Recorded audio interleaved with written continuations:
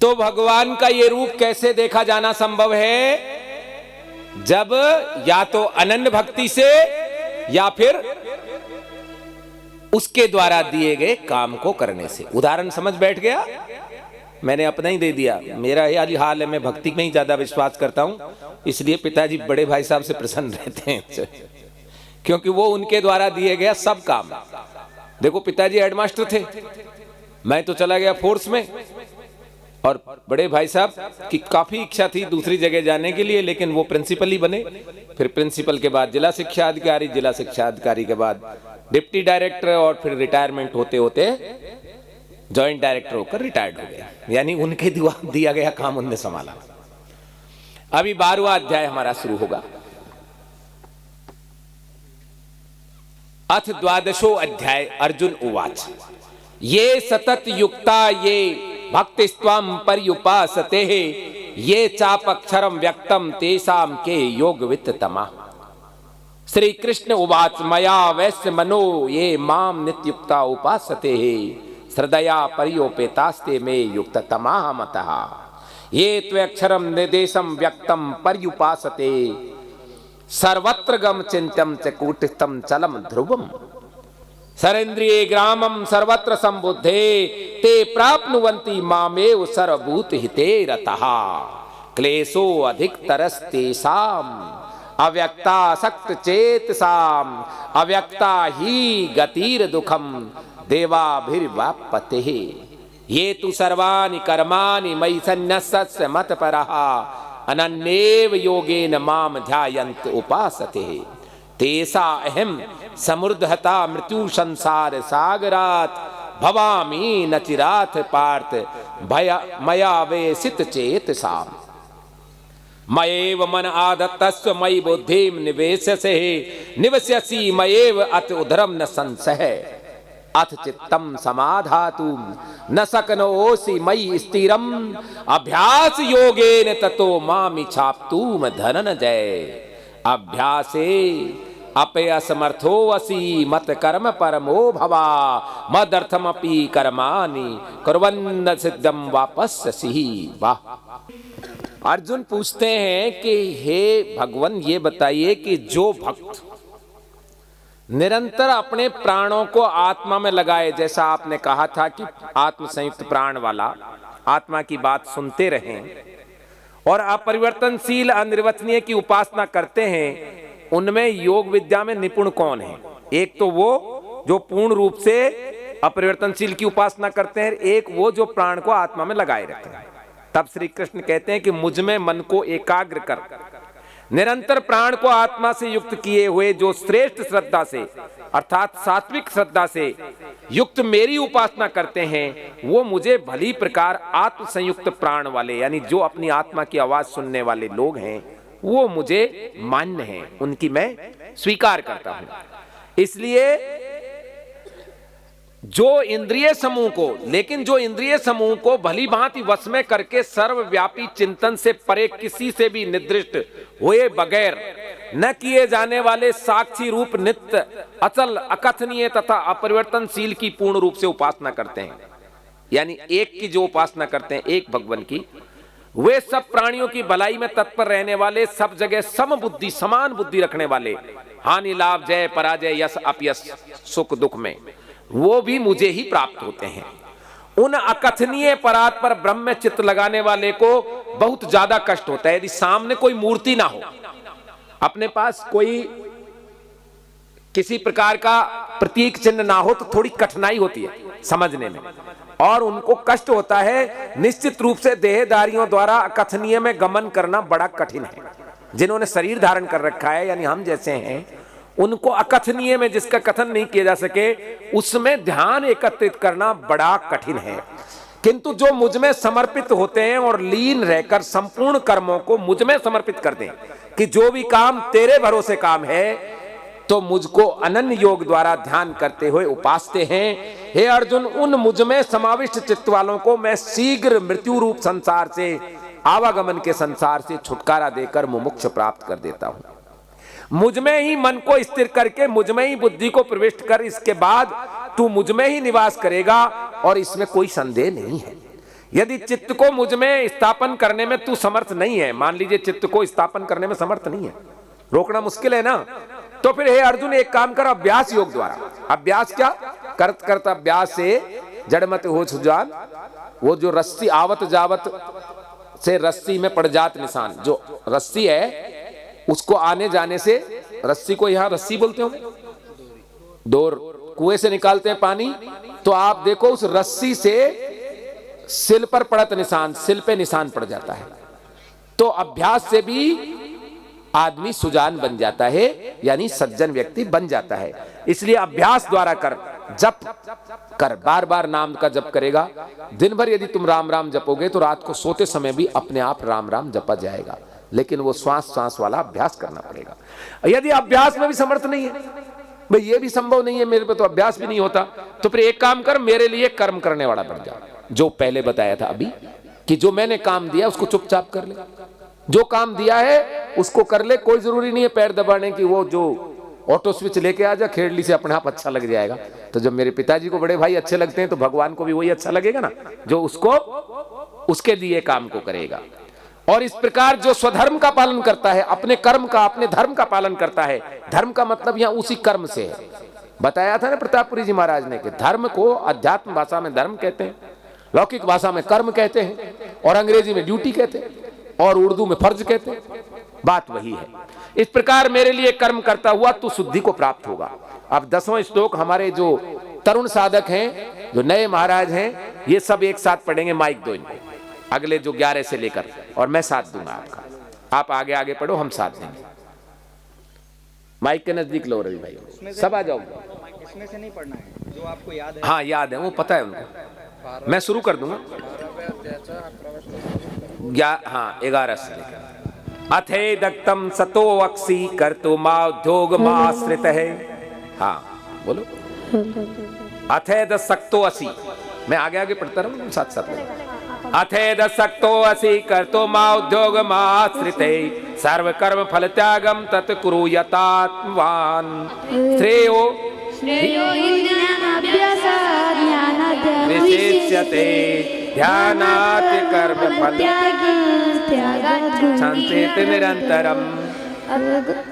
पढ़ो। अद्वेष्टा सर्वभूतानां मैत्र करुणेव च निर्ममो निरहंकार सम दुख सुख क्षमी सततम योगी यतात्मा दृढ़ निश्चय मयि अर्पित मनोर्बुद्धिर्यो मद्भक्तं स मे प्रिय यस्मिन् द्विजतो लोका लोकान् द्विजते च ये हर्षाम हर्षोग भयोरुद्योग मुक्तो ये से च मे प्रिय अनपेक्षम सुचिर दक्ष उदासीन गत्यते सर्वारंभ परित्यागी यो मद्भक्तं स मे प्रिय यो न हस्यति न द्वेष्टि न शोचति न कांक्षति शुभाशुभ परित्यागी भक्ति माने स मे प्रिय समौ चत्रौ च मित्रे चेत्थामाने अपमानयो शीतोष्ण सुख दुखेषु संगवर्जिते तुल्य निंदा स्तुतिर मौनी संतुष्टो ये निकेन चिते अनिकेत स्थिर भक्तिर मान में प्रियो नरः ये तु धर्म अमृतमिदं यथोक्तं पर्युपासते अश्रद्धानां मत्परां भक्ति अत्युं मे प्रियाम। बोलिए वासुदेव श्री कृष्ण की जय। इन 10 श्लोकों को आप काव्य में पढ़िए। ऐसे ही होगा अभ्यास, धीरे धीरे, थोड़ा सा समय लेके, मतलब जल्दी जल्दी नहीं। जैसे ये है ना, ये तो धर्म अमृत मिदम यथोक्तम पर्युपासते श्रद्धानां मत्परां भक्ते अस्ते अतीव मे प्रियाः। ओम तत्सदिति श्रीमद् भगवत गीता सुसजो ब्रह्म विद्यायां योग शास्त्रे श्री कृष्ण अर्जुन संवादे इति 12वां अध्याय। हरि ओम तत्सत। और सुनो अर्जुन, यदि ये भी करना संभव ना हो ना, इसमें भी असमर्थ हो, तो अनुशासित होता हुआ सब कर्मों का त्याग करके मेरी शरण में रहे, बस सब छोड़ दो। ये भी यदि संभव ना हो, कर्म करने भी संभव ना हो, निश्चित रूप से अभ्यास से ज्ञान कल्याणकारी है। अभ्यास से ज्ञान कल्याणकारी है, और ज्ञान से ध्यान। ध्यान क्या चीज है? चिंतन। चिंतन किसे कहते हैं? सुना तो बहुत है, ध्यान और चिंतन। वो बैठ गए, ऐसे बैठ गए, लगा लिया, जल का लोटा रख दिया, दुनिया समझ रही है बहुत बड़े तपस्वी बैठे, ये कोई ध्यान व्यान नहीं है। वहां मन में तो ये सोचने में किसका क्या नुकसान कर दूं। चिंतन कहते हैं जो कुछ लिखा हुआ है उसमें दो लाइन है, एक ऊपर की एक नीचे की, इसके बीच में खाली जगह है। जब लेखक लिखता है या वक्ता बोलता है तो शब्दों की इतनी क्षमता नहीं है कि उसके अंदर के भावों को वो वैसे की वैसे लिख सके या बोल सके। ये जो खाली जगह है या जो वो नहीं बोला है, वहां तक पहुंचने की प्रक्रिया का नाम चिंतन और मनन है कि वो क्या कहना चाहता था। तो ये लाइनों का सहारा लिया उसने, इन शब्दों का सहारा लिया। जैसे आजकल एक अंग्रेजी का शब्द है एक्सक्यूज मी। जब अपन किसी को कहते हैं एक्सक्यूज मी ऐसे, तो इसका मतलब होता है कि उसको रास्ते से निकलना है, जाना है। वैसे उसका अर्थ होता है क्षमा करना, मुझे क्षमा करना। और यदि किसी को ये कहते हैं excuse me I am so and so, तो इसका मतलब ये है कि नाराज हो रहा है, जबकि अर्थ वही है, क्षमा कीजिए अर्थ। तो शब्द जो है सीमित है, भावों तक पहुंचने की प्रक्रिया का नाम चिंतन है। तो ज्ञान से चिंतन श्रेष्ठ है, क्योंकि कोरा ज्ञान किसी काम का नहीं है। रावण भी बहुत ज्ञानी था, क्या किया? डुबा दी लंका, पूरी की पूरी डुबा दी ना। ज्ञानी व्यक्ति हो और चरित्रहीन हो, वो सबसे नुकसानदायक है। क्यों? क्योंकि वो अपनी चरित्रहीनता को भी ज्ञान से कहेगा बहुत बढ़िया चीज है। ज्ञान से ध्यान श्रेष्ठ है और ध्यान से कर्म फल का त्याग श्रेष्ठ है। कर्म करे और कर्म फल की तरफ देखे नहीं, क्योंकि त्याग के उपरांत ही शांति मिलती है। तो सबसे बड़ी क्या चीज है? शांति। अपन को कोई भी मिलता है तो अपन क्या पूछते? शांति है, यही पूछते ना। ये तो नहीं पूछते ज्ञान ठीक है तेरा, ये तो नहीं पूछते। ये तो नहीं पूछते ध्यान ठीक चल रहा है तेरा, ये तो नहीं पूछते। क्या पूछते? शांति। और व्यक्ति को शांति ही चाहिए। शांति का अर्थ क्या होता है? शांति मतलब उसके अंदर बेकार की चीजों का अंत हो जाए, उसको शांति कहते हैं। और शांति बहुत बड़ी चीज है, बड़ी मुश्किल से मिलती है। और मोक्ष को क्या कहते हैं? परम शांति। मोक्ष को परम शांति कहते हैं। इसलिए सब प्राणियों से न द्वेष करता, किसी प्राणी से कोई ईर्ष्या नहीं करनी, और ना ही कोई ज्यादा मित्र भाव रखते हुए दया भाव रखने वाला, ममता रहित, अहंकार रहित, दुख और सुख में समान रहने वाला, क्षमाशील, सदा संतोषी, जो योगी अपने आप को संयत रखता है, दृढ़ निश्चय वाला है, वो मुझ में मन और बुद्धि से अर्पित करने वाला मेरा भक्त मुझे बड़ा प्रिय है। कौन कह रहे हैं इस बात को? वासुदेव श्री कृष्ण भगवान कह रहे हैं इस बात को, जिससे संसार में स्थित कोई अशांत नहीं रहता। भाई मेरे कारण से कोई दूसरा अशांत नहीं। अच्छा एक बात बताओ, हमारी माता बहना कपड़े क्यों पहनती हैं? पुरुष तो ऊपर से नग्न रहता है, बहुत सी बार देखा होगा आपने, स्नान करते हैं, ऐसे करते हैं। माता बहन कपड़े पहनती हैं, वस्त्र पहनती हैं। क्यों? वस्त्र हम इसलिए पहनते हैं कि हमारे कारण किसी और के मन में विकार नहीं उत्पन्न हो, किसी के मन में बुरा भाव नहीं आए। पशु भी नंगे रहते हैं लेकिन उनके प्रति हमारा बुरा भाव नहीं आता, आकर्षण नहीं होता उनके प्रति। हमारी प्रकृति ने ऐसे बनाया है हमारी माताओं बहनों को कि उनके प्रति देखने से किसी मन के, यदि वो बिना वस्त्र के होंगे तो विकार उत्पन्न होगा। हमारा जैन समाज बहुत महान है, उसमें श्वेतांबर और दिगंबर दो परंपराएं। दिगंबर संत होते हैं। आपने कभी दिगंबर साध्वी देखी? कोई बताओ, कहीं देखी किसी ने दिगंबर साध्वी? हालांकि आजकल टीवी पर उस पे आ रही हैं, एक आध कोई फेसबुक और व्हाट्सएप पे उनके लिए ये ज्यादा व्यू आ जाए, ज्यादा लाइक्स आ जाए, वो सब ड्रामाबाजी है। भारतीय सभ्यता और संस्कृति में नागा साधुओं का तो जिक्र है, दिगंबर साधुओं का तो जिक्र है, लेकिन दिगंबर साध्वियों का कोई जिक्र नहीं। वो सभी वस्त्र पहनते हैं। क्यों? क्योंकि उनके कारण किसी और के बीच में विकार उत्पन्न नहीं हो। तो कृष्ण भगवान यहां कह रहे हैं मेरे कारण से कोई और अशांत नहीं हो, मतलब व्यक्ति का ऐसा आचरण हो कि उसके आचरण से किसी और को तकलीफ नहीं हो।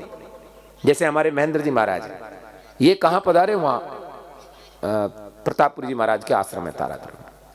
हमने पूछा आप पहले पहुंच गए, जल्दी पहुंच जाए? नहीं नहीं बोल, हम जब आप आ जाओगे तभी आए। और ये कहीं आधा एक घंटा खड़े रहे, नहीं गए। नहीं, ये चाहते तो पहले चले जाते, ये तो सेठ के साथ गए हुए थे, रवि सेठ साथ थे, सारी व्यवस्थाएं थी। प्रतापपुरी जी महाराज एमएलए हैं, आमदार हैं, बड़ा ऊंचे अधिकारी हैं, सब व्यवस्थाएं हैं।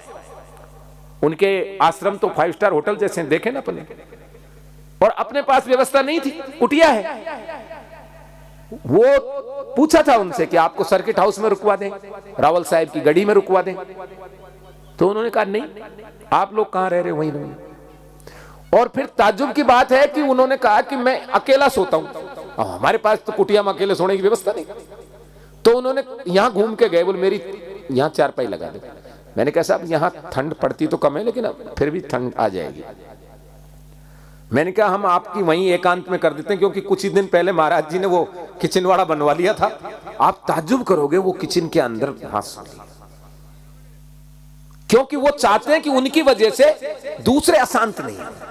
हमको खलबली मच जाती ना हमारे में, अरे महाराज जी का इंतजाम नहीं हो रहा, ऐसा करो, व्यवस्था करो। जबकि कई बार ऐसा भी हुआ है, हमारे पास में कई ऐसी व्यवस्थापक आए हैं जो बड़े बड़े संत कहते हैं, बहुत त्यागी कहते हैं, वो साफ कह देते हैं कि मैं तो कच्चा खाना नहीं खाऊंगा, पक्का खाऊंगा, मेरे को तो पकवान बनना चाहिए, मेरे को बड़ी होटल में रुकवाइए।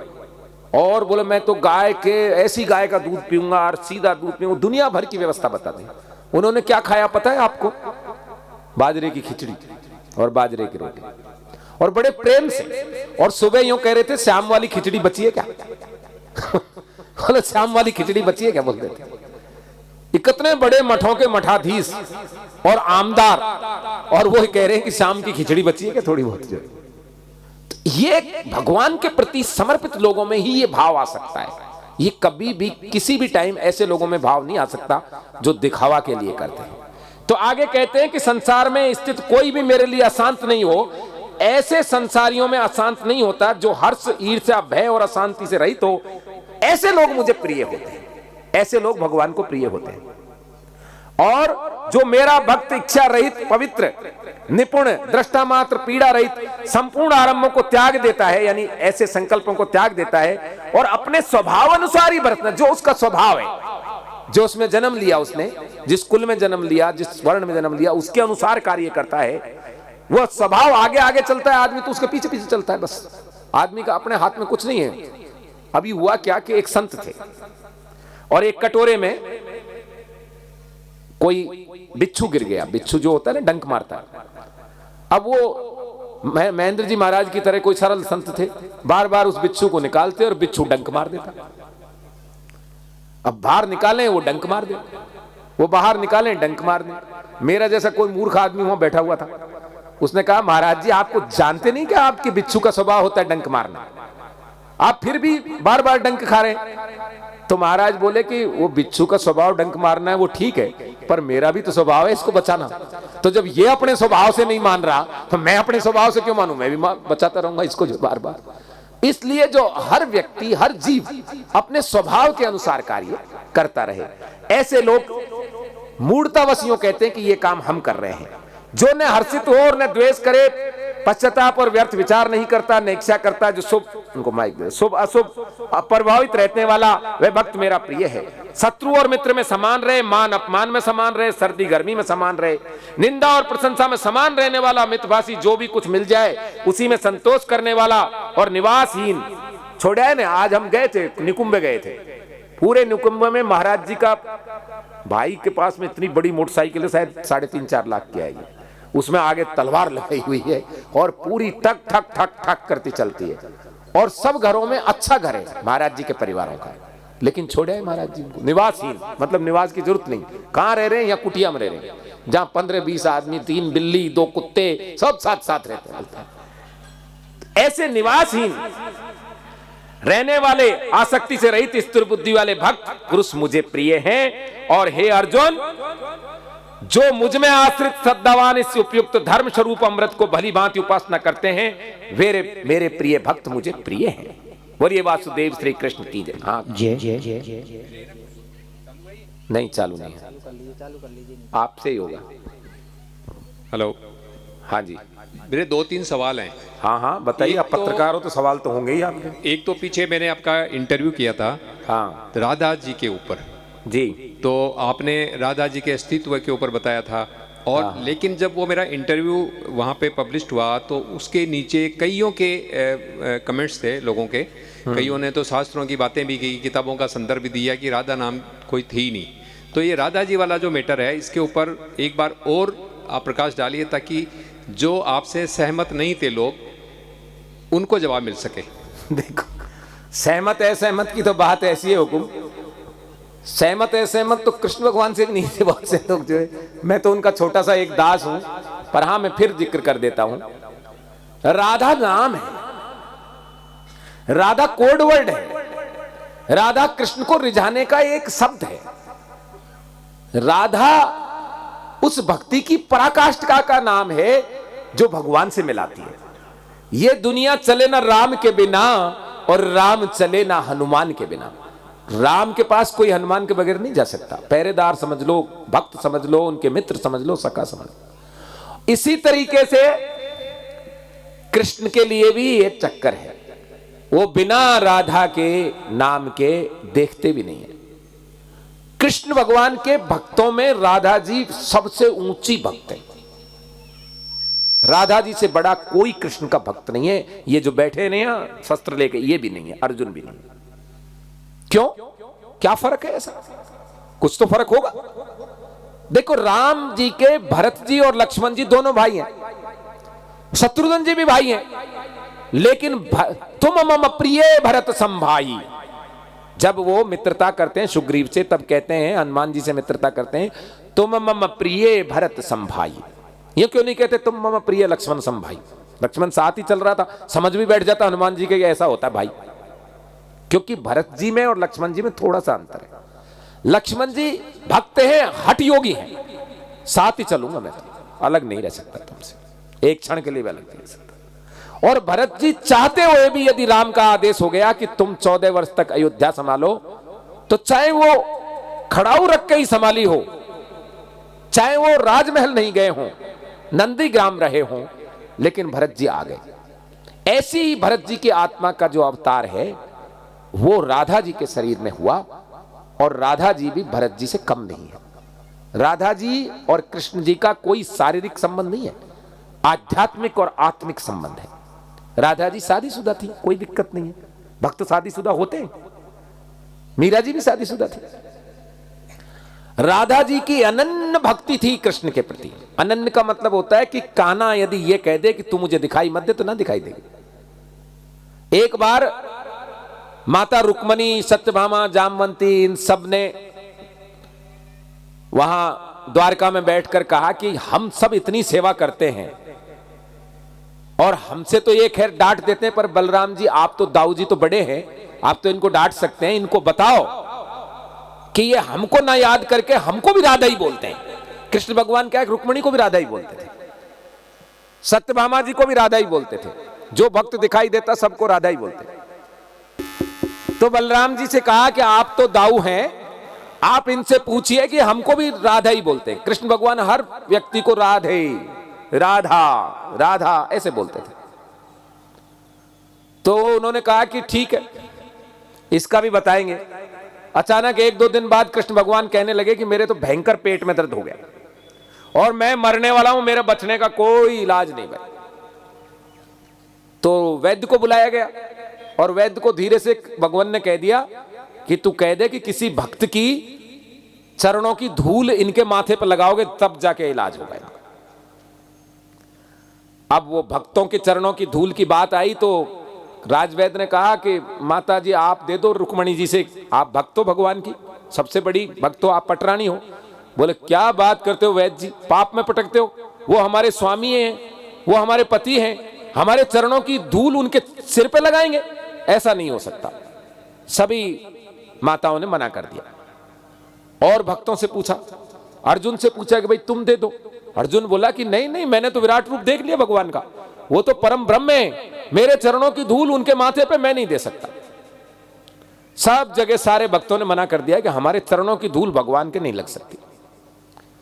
तब कृष्ण भगवान ने कहा कि एक बार वो राधा से भी पूछा, मान लीजिए वही दे दे। तो दौड़े वहां से और पहुंचे राधा जी के पास। तो वो बोली चरणों की धूल ले जाओ, मेरे कान्हा को बचा लो। कोई फर्क नहीं पड़ता, ले जाओ जल्दी से जल्दी ले आओ, उसका पेट दर्द बंद होना चाहिए। ये फर्क है राधा जी में और भक्तों में। ये कोई जरूरी थोड़ी है कि भक्त पत्नी हो, पत्नी भी भक्त होती है, इसमें कोई दो राय नहीं है, लेकिन भक्त कोई और भक्त नहीं हो सकता, ऐसे थोड़ी हो सकता है। भक्त की पूजा भगवान के साथ होती है, गुरु के साथ शिष्य की पूजा होती है।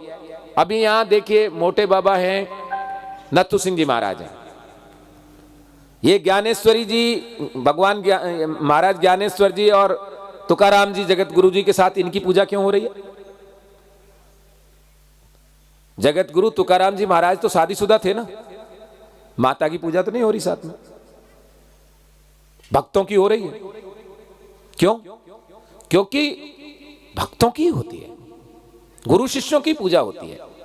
अब लोगों को लगता है कि सीताराम और गौरी शंकर की पूजा क्यों हो रही है? यही है ना समस्या, असली समस्या की जड़ यही है कि सीताराम और गौरी की शंकर की पूजा क्यों हो रही है। अरे भाई, वो भक्तों में भी सबसे ऊपर है। सीता जी से बड़ा राम का कोई भक्त है क्या? बताओ आप, सीता जी से बड़ा राम का कोई भक्त हो सकता है क्या? नहीं है। इसलिए सीता जी की पूजा राम के साथ इसलिए होती है कि वो उनके पूर्णतः अनुकूल थी, और जिसके एक से ज्यादा पत्नी हो वहां अनुकूलता वाली बात वैसे ही खत्म हो जाती है। ठीक है, माता लक्ष्मी का ही अवतार है रुक्मणी जी, कोई दो राय नहीं है, लेकिन उस जन्म में वो पूर्णतः अनुकूलता होती तो कई पत्नियां नहीं होती भगवान की। गौरी पार्वती की पूजा क्यों होती है शंकर जी के साथ में, सती की क्यों नहीं होती? सती जी भी तो उन्हीं की पत्नी थी। किसी को सती शिव कहते देखा है? सती शंकर कहते देखा है? क्योंकि वो उस जन्म में अनुकूल नहीं थी, उन्हीं का पुनर्जन्म हुआ, और जब वो अनुकूल हुई, 108 जो रुंड मालाएं हैं ना भगवान शंकर के गले में, वो पार्वती जी के ही पूर्व जन्म है। लेकिन वो जब गिरिजा थी, जब गौरी थी, तब वो पूर्णतः अनुकूल हुई, इसलिए फिर उनका कभी जन्म नहीं हुआ। इसलिए भक्त के साथ भगवान का पूजा होती है, भगवान के साथ भक्त की होती है। पति पत्नी भाई बहन माता पिता रिश्तेदार इनका कोई लेना देना नहीं। कल को फिर कहेंगे कि कृष्ण के साथ वसुदेव जी की पूजा क्यों नहीं हो रही, प्रश्न तो ये भी बनता है। फिर कहेंगे कि कृष्ण के साथ में और पत्नियों क्यों नहीं होती, राजा थे कृष्ण, इसलिए ज्यादातर मंदिर आपको मिल जाएंगे कृष्ण और रुक्मणी के। अपने महाराष्ट्र में वारकरी संप्रदाय में तो विट्ठल और रुक्मणी के ही मंदिर है, और माता रुक्मणी का इससे कोई डाउन नहीं हो रहा कि कहीं वो पीछे हो गई, ज्यादा हो गई, लेकिन कोड वर्ड राधा है उनका कोड वर्ड राधा है, इसलिए सारा वृंदावन राधे राधे राधे चिल्लाता है। और इसलिए भगवान कृष्ण का जो डायरेक्ट वंशधर परिवार है, करौली का राज परिवार, उनका अभिवादन भी राधा कृष्ण है, जय राधा कृष्ण। और वैष्णव संप्रदाय के जो 11 अखाड़े हैं, उनमें या तो सीताराम बोला जाता है, या राधे श्याम बोला जाता है, या राधे राधे बोला जाता है उनका अभिवादन। जैसे अपने वारकरी संप्रदाय में रामकृष्ण हरि है, ऐसे उनके राधे राधे या राधे श्याम है। तो ये कोई ऐसा विषय नहीं है, ये अध्यात्म के विषय सामान्य बुद्धि से समझ नहीं आते हैं आदमी के। राधा जी भक्त भी हैं, और राधा नाम कृष्ण को आकर्षित करने वाला भी है। खाटू श्याम जी को श्याम बाबा क्यों बोलते हैं? वो कोई बर्बरीक है, वो तो कृष्ण थोड़ी है, लेकिन वो श्याम के नाम पर ही खाटू नरेश हमारे लिए कृपा करते हैं। जब जब श्याम बोलोगे तब तब वो देखेगा, नहीं तो नहीं देखेगा। तो राधा जी परम भक्त भी हैं और अनन्य भक्त हैं, और ऐसे ही भक्त हैं जैसे भरत जी उस समय थे। बोलिए राधा रानी की जय, बोलिए रुक्मणी माता की जय। अब मेरा जो दूसरा प्रश्न आपसे है वो ये बताइए कि गुरु कौन हो सकता है, कोई या कौन होता है, किसको गुरु बनाए? आम आदमी, ये मैं आम आदमी की बात कर रहा हूँ। अच्छा, आम आदमी पार्टी वाले? नहीं, आम आदमी मतलब जैसे जो जनता यहाँ बैठी है। अच्छा, देखिए गुरु का अर्थ वैसे तो बड़ा होता है, गुरु माने बड़ा होता है। गुरु का अर्थ बड़ा भी होता है, गुरु का अर्थ अग्रज भी होता है, गुरु का अर्थ महान भी होता है। और वैसे गुरु जो हमारे आध्यात्मिक भाषा में है वो गु और रू से बना हुआ है। गु माने होता है अंधकार, मल, शून्य से भी ज्यादा गिरा हुआ मल, बिल्कुल कुछ नहीं है जो। और रू माने प्रकाश, अंधकार से जो प्रकाश की ओर ले जाए उसको गुरु कहते हैं आध्यात्मिक भाषा में। लेकिन यह माना जाता है कि जन्म से सब शूद्र हैं और संस्कारों से द्विज बनते हैं। जन्मना जायते शूद्रो संस्कार द्विज उच्चते। तो जन्म लेने के बाद जब बच्चा 5 वर्ष का होता है, जैसे हमारे ये तरुण महाराज हैं, इनको दीक्षा दी जाती है और दीक्षा देकर अपने संप्रदाय में या अपने कुल में मिलाने की एक परंपरा है जिसको दीक्षा कहते हैं। कहीं कहीं इसको उपनयन संस्कार भी कहते हैं। उपनयन संस्कार में जो संस्कार कराता है वो गुरु होता है। ये बात आदमी के लिए, नर के लिए। इनका जिन्होंने उपनयन संस्कार कराया होगा वो इनका गुरु है। इसी तरीके से माता बहनों के लिए एक दूसरा मामला है। गुरु के प्रति पूर्ण समर्पण करना पड़ता है, कोई चीज बाकी नहीं रखनी पड़ती। और माता बहन पूर्ण समर्पण केवल मात्र अपने पति को कर सकती है, पिता को भी नहीं कर सकती, नहीं कर सकती। पिता के पैर भी नहीं छीने चाहिए माता बहनों को। इसलिए माता बहनों का गुरु तो पति होता है। वैसे तो सबका आदर सम्मान करना चाहिए, गुरु माने बड़ा भी होता है, महान भी होता है, पर गुरु वास्तव में पति होता है। ये जो चक्कर चल रहा है ना कि बहुत से बड़े बड़े मठाधीश नामदान फोन से ही दे देते हैं, इनसे बचना, ये पाखंडी है।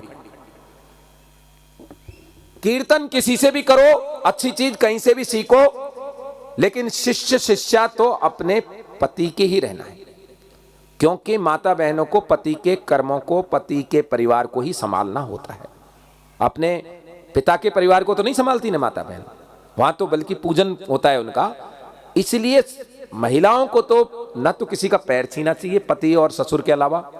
नमस्कार करो, श्रद्धा करो, सबको करो, पर पैरों के हाथ नहीं लगाना चाहिए किसी पुरुष के। और गुरु तो उनके पति ही होते हैं, पिता भाई या कुछ नहीं होते। मनुष्य का गुरु जैसा वो बनना चाहता है वैसा गुरु हो जाए।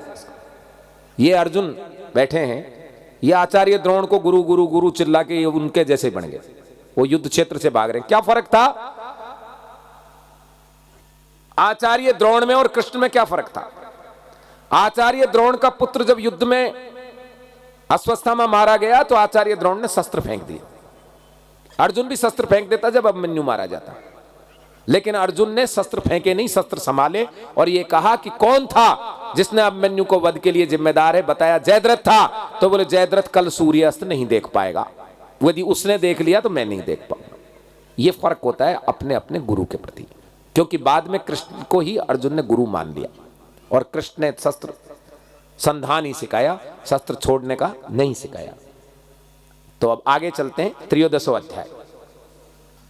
अथ 13वां अध्याय श्री कृष्ण वाच इदम शरीरम कौंतम क्षेत्र मित्याभिधीयते एतदो वेति तम प्राहुर क्षेत्रगम क्षेत्रगम इति तद्विदे क्षेत्रगम चापि माम विधि सर्व क्षेत्रेषु भारत क्षेत्र क्षेत्रो ज्ञानम यतच ज्ञानम मतम ममे यत क्षेत्रम यच्च यादुकारस्य यादिकारिस्य यतश्च यते सचे ये यत प्रभावस्य तत्समासेन मे शृणु ऋषि वीर बहुधा गीतम छांद्र वीर पृथक ब्रह्म सूत्र पदश्चैव हेतुर्निश्चते महाभूतान अहंकारो बुद्धिर व्यक्तमेव चै इंद्रियानम दशैकम च पंच च इंद्रिय गोचरा इच्छा देश सुखम दुखम संघातश्चेतना धृते एतत् क्षेत्रम समासेन सविकार मुदाहतम अमानित्वम दम्भ अहिंसा शांति आर्जवम आचार्योपासनम शौचम स्त्रीमात्म विनिग्रहे इंद्रियार्थेषु वैराग्य मन एव चै जन्म मृत्यु जरा व्याधि दुख दोषानुदर्शनम असक्तिन मिंसं पुत्र द्वार गराधीशो नित्यम चै समचतुष्ट मिष्टा निष्ठ उत्पत्तिषु मयि चानन्य योगेन भक्ति व्यभिचारिणे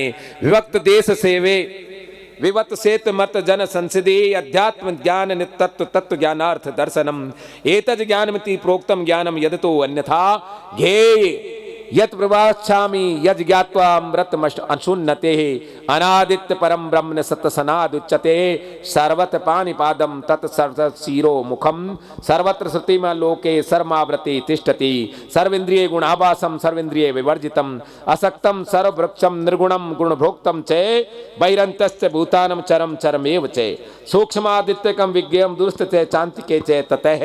ये जो 13वां अध्याय है ये है क्षेत्र और क्षेत्रज्ञ का। अब ये क्षेत्र क्या है और क्षेत्रज्ञ क्या है? कृष्ण कहते हैं कि हे अर्जुन, प्राण युक्त शरीर, जिस शरीर में प्राण है, एक तो शरीर वो होता है जो सब जिसको कहते हैं हम, उसको नहीं, बल्कि प्राण युक्त शरीर को तू क्षेत्र समझ और इसके अंदर मुझे ही क्षेत्रज्ञ समझ। अच्छा बताओ, शरीर में से क्या निकलने के बाद शरीर काम का नहीं रहता? हाथ टूट जाए तो आदमी चलता है कि नहीं चलता? काम तो जब भी चलता है, पैर टूट जाए जब भी जिंदा रहता है, पागल हो जाए कोई आदमी तो जिंदा रहता है कि नहीं रहता, रहता है। लेकिन हृदय यदि बंद हो जाए पर फिर नहीं चलता। हृदय क्यों बंद हो जाता है? क्योंकि इसके अंदर प्राणवायु जाती है और वो इसको पंपिंग करता है। अर्थात हमारे शरीर के अंदर जब तक प्राण रहता है तब तक शरीर जिंदा रहता है। तो प्राण युक्त शरीर यानी हमारा ये शरीर जो प्राण से प्रकाशमान है, ये क्षेत्र है और इसमें मैं ही क्षेत्रज्ञ हूं। कृष्ण कहते हैं कि इसमें मैं ही क्षेत्रज्ञ हूं। यह क्षेत्र जो जैसा है और जिन विकारों वाला है और जिस कारण से है और वह क्षेत्रज्ञ जिस प्रभाव वाला है, वह संक्षेप में मैं तुम्हें सुनाता हूं। ऋषियों द्वारा विविध छंदों से अलग अलग और सुनिश्चित कारण सहित ब्रह्मसूत्र के पदों द्वारा भी बहुत प्रकार से इसको पहले भी बताया गया है। ब्रह्मसूत्र के पदों में भी बताया गया है। महाभूत, पंच महाभूत कौन कौन से? आकाश, वायु, तेज, जल और पृथ्वी। इन 5 महाभूतों से सूक्ष्म में इसको क्या कहते हैं? पांचों को 5 महाभूत कहते हैं। इनके कारण इसमें होता है अहंकार। क्या होता है? अहंकार। अहंकार का मतलब होता है अहम माने मैं, कार माने करना, मैं यानी मैं। ये जो मैं करने की भावना है इसको हम क्या बोलते हैं? अहंकार। यानी मेरे को माने कोई, अभिमान। अभी माने मेरा, मान माने मान, कि मेरा कोई मान माने, उसको हम कहते हैं अहंकार। 5 महाभूत और फिर अहंकार और फिर बुद्धि। बुद्धि 2 है, एक निश्चयात्मक बुद्धि है संकल्प की वाली और एक अहंकार से उत्पन्न होने वाली बुद्धि है। एक निश्चय वाली और एक अहंकार से उत्पन्न। और फिर अव्यक्त क्या है इस शरीर में? प्राण और आत्मा। ये अव्यक्त हैं, ये व्यक्त नहीं किए जा सकते। प्राण को देखा जा सकता है क्या? नहीं देखा जा सकता। तो शरीर के अंदर 5 महाभूत, फिर अहंकार, फिर इसके अंदर बुद्धि। बुद्धि 2 तरह की होती है, एक निश्चयात्मक और एक संकल्प रहित वाली। और प्राण जो है इसके अंदर वो है अव्यक्त। अव्यक्त को ही प्राण को ही अव्यक्त कहा गया है। और 11 इंद्री। 11 कैसी? 11 इंद्री, 5 कर्मेंद्री और 5 ज्ञानेंद्री। ज्ञानेंद्री कौन सी है? नाक, आंख, कान। 3 तो यही है, इसी प्लॉट, इसी मोहल्ले में 3 तो। और जिव्या हमारी जो रसना है वो है, और त्वचा। ये 5 हैं ज्ञानेंद्री। इनसे ज्ञान मिलता है। देखकर हम बता सकते हैं कौन है, सुनकर उसके स्मेल से बता सकते हैं, सुनकर उसकी आवाज से बता सकते हैं, और चखकर उसका स्वाद बता सकते हैं, और त्वचा के हाथ लगाने से भी हम बता सकते हैं कि यह हमें किसने हाथ लगाया है। और 5 हैं कर्मेंद्री।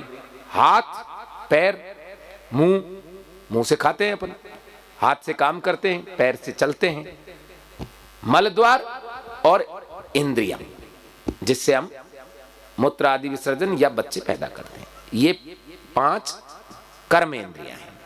और इनका राजा कौन है? मन। इनका क्षेत्र कहां है? कहां कबड्डी खेलती हैं ये? मन में। तो ये 11 इंद्रियां हो गई। अब कितने हो गए ये सारे मिलके? 11। 5 तो महाभूत, बुद्धि, अहंकार और प्राण। 5 और 3 8 और 11 19। और इनके अंदर 5 इनके विकार हैं। शब्द, स्पर्श, रूप, रस और गंध। इंद्रियों के विकार है ना। रूप कौन देखती है? आंख। गंध नाक। और रस कौन लेता है? रस लेता है कान, बड़ा रस आता है उसको। या रस लेता है जीभ, और स्पर्श लेता है त्वचा, और शब्द लेते हैं कान। कान शब्द से सुनते हैं। तो 19 और 24, 19 और 5 24 हो गए ना। तो ये 24 द्वारों वाला, इस भांति ये 24 जो चीज है इसके अंदर, ये हमारे शरीर के अंदर हैं। अब ये क्यों हम जन्म लेते हैं? क्या होता है? इच्छा, द्वेष, सुख, दुख, शरीर, इंद्रिय समूह। इंद्रिय समूह में चेतना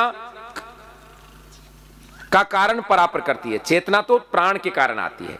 जिसका प्रतिनिधि शरीर में प्राण है, धारणा शक्ति, यह शरीर का वर्णन विकारों सहित संक्षेप में कहा है। शरीर क्या है, ये तो 24 तो ये हो गई, और इसके बाद इच्छा है, द्वेष है, सुख दुख, और हमारी इंद्रिय समूह और चेतना जो हमारा प्राण के जरिए आता है, और धारणा शक्ति और शरीर का वर्णन। इस प्रकार से ये विकारों सहित कृष्ण ने अर्जुन को किया।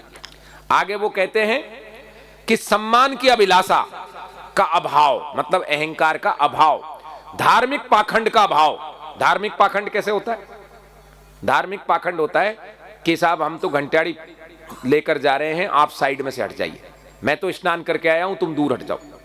किसी के हाथ लग जाए, तुम उसको छूत अछूत वाली बात करें, ये सब धार्मिक पाखंड है।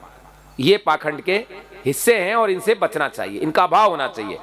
कष्ट न देना, क्षमा करना, सरलता, आचार्य की उपासना। आचार्य किसको बोलते हैं?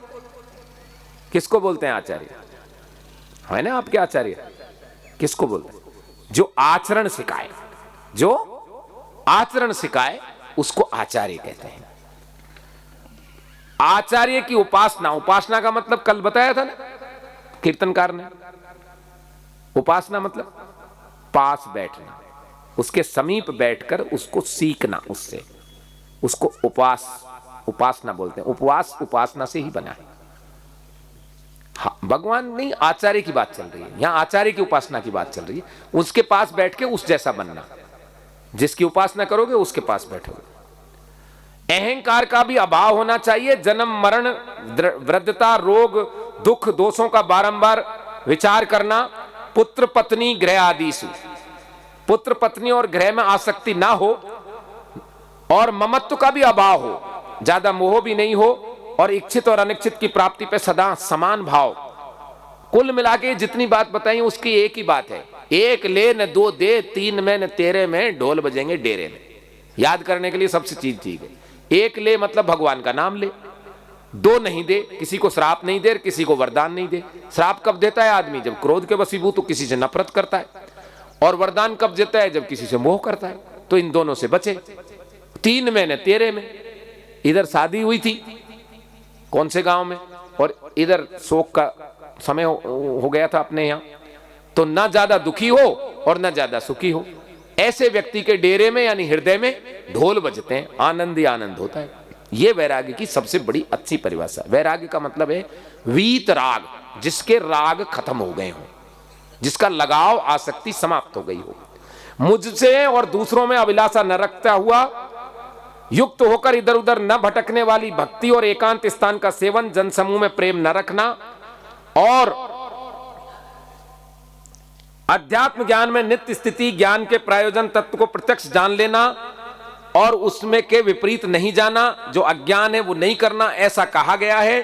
जो जानने योग्य है उसे जानकर अमरता को प्राप्त होता है क्षेत्रज्ञ, और उसे भली भांति कहूंगा ये आदि रहित परम ब्रह्म न सत है और न असत है। ये कैसा है? न तो सत है न असत है, ऐसा कहा गया है। सब ओर से हाथ पांव वाला, सब ओर से नेत्र सिर वाला, मुख वाला, सब ओर से सुनने वाला, लोक में वह सबको आवृत किया स्थित है। सब इंद्रियों के गुणों को प्रकट करने वाला, सब इंद्रियों से रहित और आसक्ति रहित, गुणों से रहित होने पर भी सबका भरण पोषण करने वाला, गुणों को भोगने वाला, वो परम ब्रह्म है, और उस एक की ही आश्रय लेना चाहिए। प्राणियों के बाहर और भीतर का चलने वाला स्थिर भी है, और वह सूक्ष्म होने से ऐसा है जिसे जाना न जा सके, उसको जाना नहीं जा सकता, और अति समीप और दूर की स्थित होता है। वो बिल्कुल नजदीक भी है और बिल्कुल दूर भी है। ये किसकी बात चल रही है? ये नारायण की बात चल रही है, भगवान की बात चल रही है, क्योंकि वही वास्तव में क्षेत्रज्ञ है। आगे क्या इसका पूरा हम कर देते हैं जल्दी।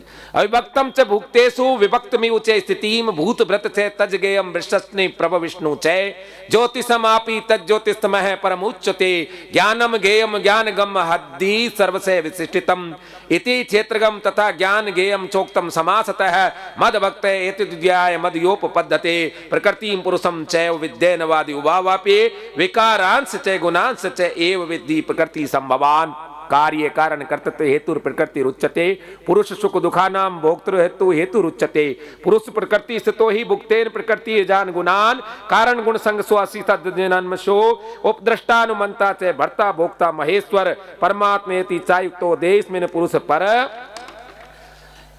यह एवं वेति पुरुषम प्रकृतिम च गुणैः से सर्वथा वर्तमानो अपि न से भूयो अभिजायते ध्यानेन आत्मनि पश्यन्ति केचित् आत्मानम् अन्ये सांख्येन योगेन कर्म योगेन च अपरे अन्ये त्वयं जानन्तं श्रुत्वा न भे उपासते ते अपि चातितरन्येव मृत्युं श्रुति परायणा यावात् संजायते किंचित सत्वर स्थावर जंगम क्षेत्र क्षेत्र संयोगादिते भरत ऋषभ समम सर्वेषु भूतेषु तिष्ठन्तं परमेश्वरं विनसति विनसन्तं यः पश्यति स पश्यति संपश्यन् हि सर्वत्र समस्थितं ईश्वरं न हिनसत आत्मानं ततो याति परां गतिं प्रकृतेव च कर्माणि क्रियमाणानि सर्वसे यह पश्यति तथा तो कर्ताराम यह पश्यति यदा भूत पृथाग महावस्तकम अनुपश्यति तत एव च विस्तारम ब्रह्म संपदते तदहा अनादित्वम निर्गुणत्वम परमात्मयम अयवयम शरीरस्थोपि कौन्तेन करोति न लिप्यते यथा सर्वगतम सौक्ष्मादाकाशम नोप लिप्यते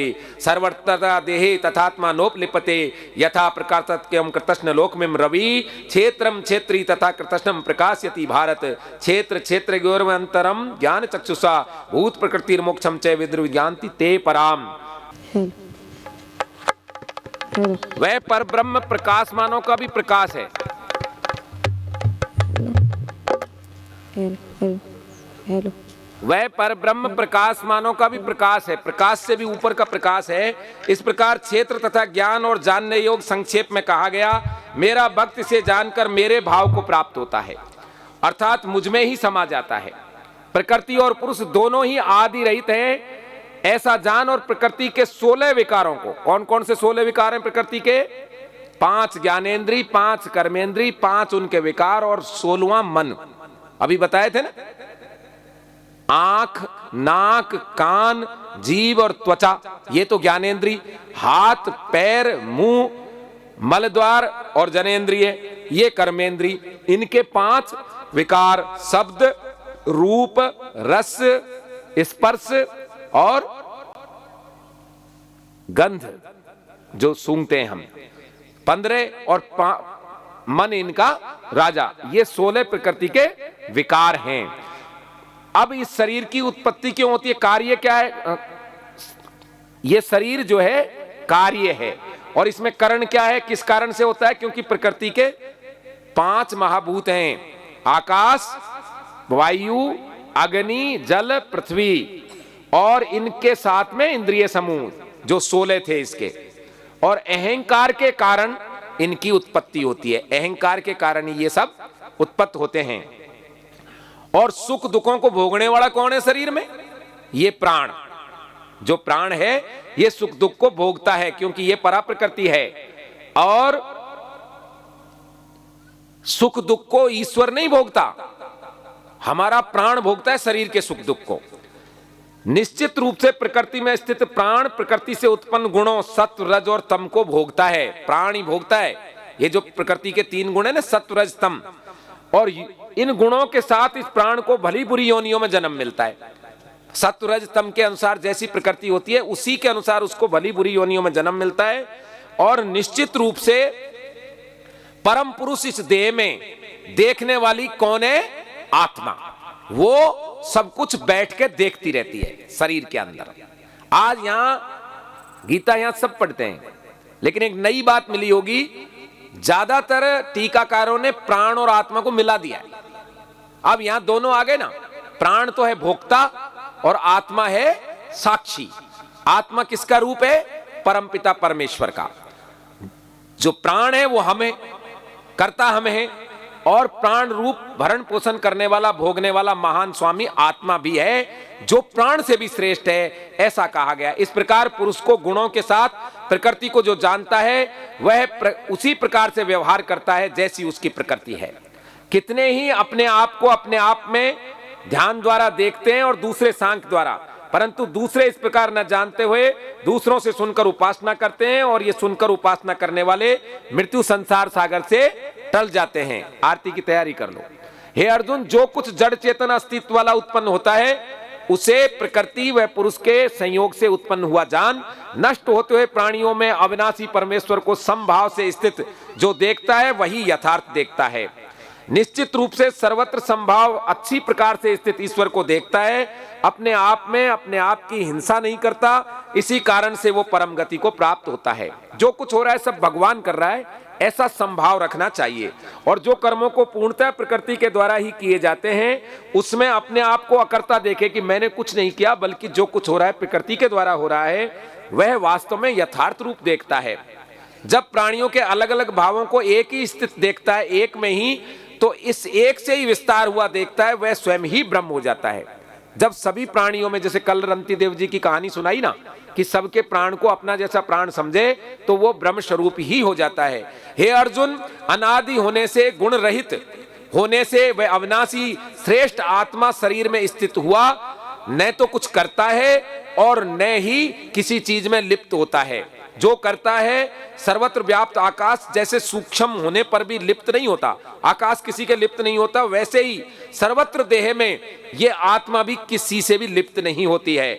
और हे अर्जुन, जैसे एक सूर्य संपूर्ण संसार को प्रकाशित करता है, वैसे ही क्षेत्र का स्वामी आत्मा संपूर्ण प्राण युक्त शरीर को प्रकाशित करती रहती है। इस भांति क्षेत्र यानी प्राण युक्त शरीर और क्षेत्रज्ञ यानी परब्रह्म के भेद को, प्राणियों की प्रकृति के मोक्ष को जानकर ज्ञान नेत्र द्वारा जान लेते हैं, वे परब्रह्म को प्राप्त होते हैं। प्राण का प्रकृति को छुड़ाना ही मोक्ष है, प्राण की आत्मा में विलीनता ही मोक्ष है। बोलिए वासुदेव श्री कृष्ण की जय। चलो जी आरती।